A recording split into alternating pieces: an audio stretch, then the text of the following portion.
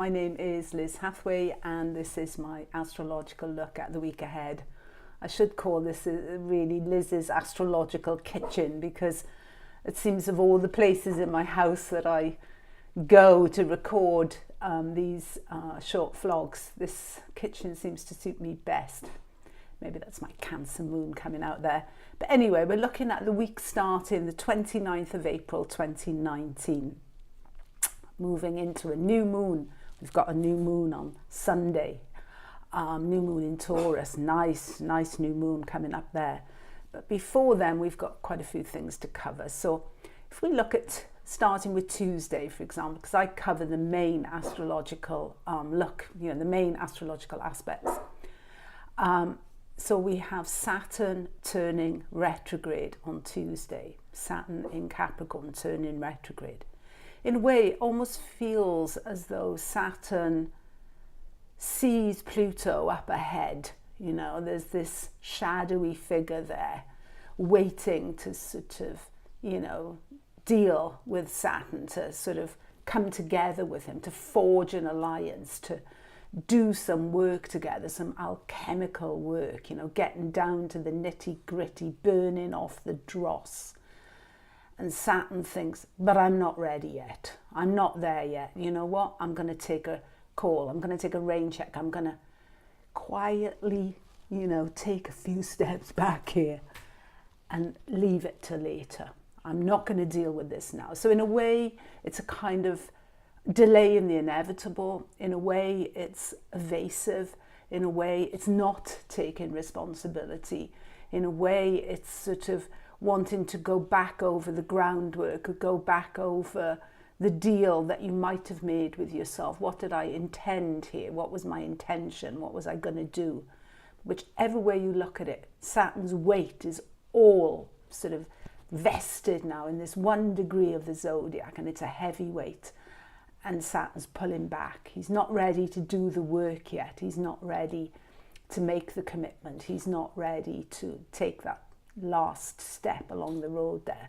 He's pausing. He's pulling back. It's an interesting sort of movement away from Pluto. And Pluto's sort of in, there's no way around Pluto, but it's kind of not happening yet. It's almost nearly, but not quite, if you know what I mean. Getting into Wednesday, we see like the main planet really this week. One of the big players this week, of course, is Mercury. Mercury in Aries still in strong mutual reception with Mars in Gemini. So these two are supporting each other. They're working together. But, and it is a but there. There's a hastiness.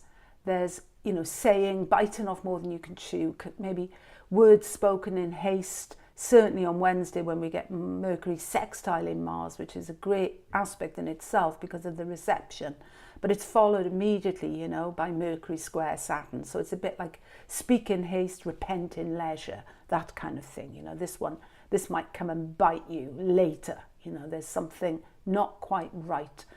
And Mercury is also squaring the nodal axis. So some kind of deal, because, Mercury is the ruler also of thieves and liars and gossip and tall tales, and he's the ruler of wheelers and dealers. It's a planet with so many facets, Mercury, but it's square in the node, so we have to be sure that our intentions are right. And Mercury square Saturn, on the positive side, it slows Mercury down. It takes the sort of wind out of his sails. It sort of forces Mercury in a way to chill out, to take stock, to make sure that what he is saying, what he's committing to, what he's selling, that message rings true, that it's not some, sort of tall tale that's being spun here. And again, we see that Mercury squares then Pluto on Thursday. So though Mercury and Saturn are not coming into that conjunction, there's only 3 degrees in it now, but you see, Saturn now has also gone retrograde.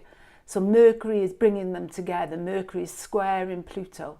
So he squares. Saturn on Wednesday squares Pluto on Thursday. So Mercury is bringing them together in a way, is pulling these two forces into a sort of togetherness, which they're not quite ready to enter into on their own bat yet. So Mercury square Pluto, you know, watch your words. Words have power, you know, words have the power to move. You know, it's not just hot air. Even though Mercury is in Aries, words have implications. Words have force.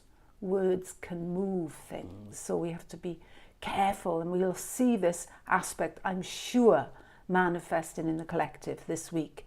Unfortunately, we have on Friday again Mercury trine Jupiter. So this is like, you know, have faith. I'll get by with a little help from my friends, even though with Jupiter retrograde, they might be a bit slow to jump in, but they're there.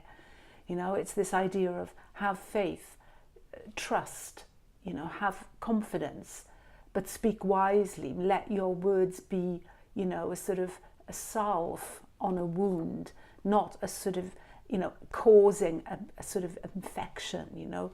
Words can also heal, and that is very much Mercury as well, the caduceus, you know, this healing symbol, this powerful healing symbol. So we have a lot going on with Mercury in the middle of the week, really, Wednesday, Thursday, Friday.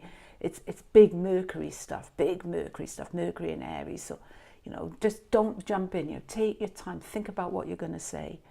And then we get into Sunday, and we have that lovely new moon. The moon is, of course, in Taurus, and it's sign of exaltation. It's in 14 degrees 11 Taurus, and it's also trining that retrograde Saturn, you know, and it's moving towards that retrograde Saturn. Okay, the moon, you know, is sort of now in detriment in Saturn's sign. That's in the Saturn in Capricorn. It's a strange relationship, really, between the moon and Saturn. But on the other hand, it is a sort of indication that plans that are put, you know, planted, the seed that we plant on Sunday, the idea, it's fertile. Maybe with Saturn retrograde, it's going to take a bit of time to bear fruit, but it's got that sort of fertility to it. Jupiter is an important planet in that around the new moon, because we have Jupiter opposite Mars in that new moon horoscope, but then we've got Mercury trine in Jupiter and sextile in Mars, and Mars, of course, as I say, and Mercury are in mutual reception at the moment. So that's kind of taken the tension in a way out of that Jupiter-Mars, that tendency to overreach, that tendency to bite off more than we can chew, that tendency to exaggerate, which you can see in Jupiter and Mars, is tempered by Mercury, who has maybe had to kind of take account throughout the course of the week with the forces of Saturn and Pluto. So it's a really, really interesting week, I think, with Mercury playing an important role in, right up actually to the new moon as well. Okay, that was my view of the week. Thank you for listening. Bye.